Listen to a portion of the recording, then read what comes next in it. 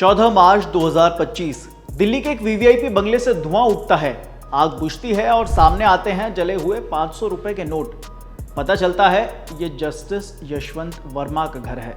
आग लगी, नोट जले। कहानी भले अब पुरानी हो चुकी है मगर मामला अब सुप्रीम कोर्ट में है। खबर यह है कि जस्टिस यशवंत वर्मा की याचिका पर सुप्रीम कोर्ट सुनवाई करेगा। कोर्ट तैयार भी हो गया है। अदालत ने भरोसा दिया है कि इस मामले के लिए जल्द ही एक विशेष बेंच का गठन किया जाएगा।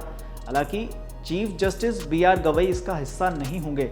उन्होंने खुद को इससे अलग कर लिया है, मगर क्यों वो भी बताएंगे। मगर पहले पूरी कहानी समझिए। दरअसल 19 जुलाई को जस्टिस यशवंत वर्मा सुप्रीम अदालत में पहुंचे, एक याचिका दाखिल की। इस याचिका में उन्होंने दिल्ली हाई कोर्ट के जज रहते अपने घर से जला हुआ कैश मिलने के मामले में जांच कमेटी की रिपोर्ट को अमान्य करार देने की मांग की है, जिसमें उन्हें दोषी ठहराया गया है। सुप्रीम कोर्ट में जस्टिस वर्मा की ओर से एडवोकेट कपिल सिब्बल ने दलील रखी।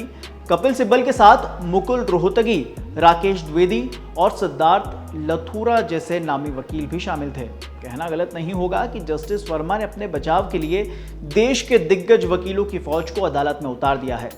जस्टिस यशवंत वर्मा की तरफ से कपिल सिब्बल ने सीजीआई की अध्यक्षता वाली बेंच के सामने मामला उठाते हुए कहा कि इस मामले में कई संवैधानिक पहलू जुड़े हुए हैं।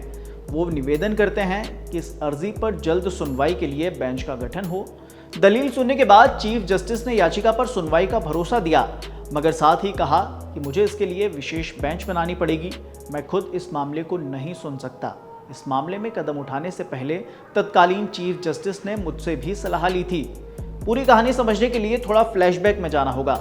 यशवंत वर्मा के घर से कैश मिलने के बाद सुप्रीम कोर्ट के तत्कालीन चीफ जस्टिस संजीव खन्ना ने 22 मार्च को जांच के लिए 3 जजों की जांच कमेटी का गठन किया था। इस कमेटी के अध्यक्ष पंजाब हरियाणा हाई कोर्ट के चीफ जस्टिस शील नागू थे। हिमाचल प्रदेश हाई कोर्ट के चीफ जस्टिस संधावलिया और कर्नाटक हाई कोर्ट के जज अनु शिवरामन इसके सदस्य थे। जांच कमेटी ने 4 मई को अपनी रिपोर्ट चीफ जस्टिस को दे दी। इस रिपोर्ट में जस्टिस यशवंत वर्मा को गलत आचरण का दोषी माना गया। कहानी यहीं खत्म नहीं हुई।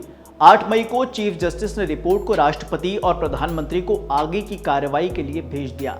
इसी को लेकर जस्टिस वर्मा सुप्रीम कोर्ट पहुंच गए।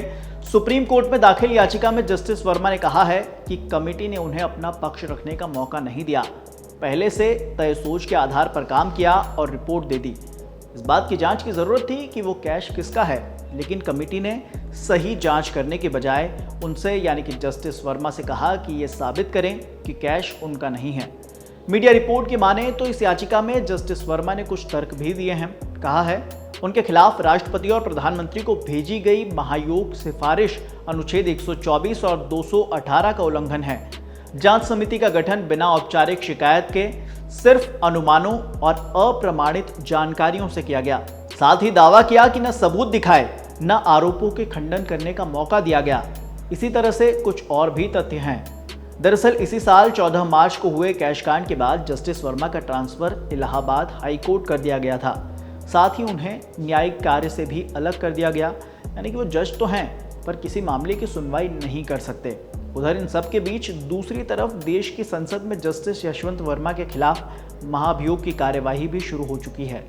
जस्टिस वर्मा को हटाने के लिए 152 सांसदों ने 21 जुलाई को लोकसभा में अध्यक्ष ओम बिरला को ज्ञापन सौंपा। राज्यसभा में 50 से ज्यादा सांसदों ने प्रस्ताव पर साइन किए, यानी कि कुल जमा 200 से ज्यादा सांसद जस्टिस वर्मा को पद से हटाने के लिए अब एकजुट हो गए हैं।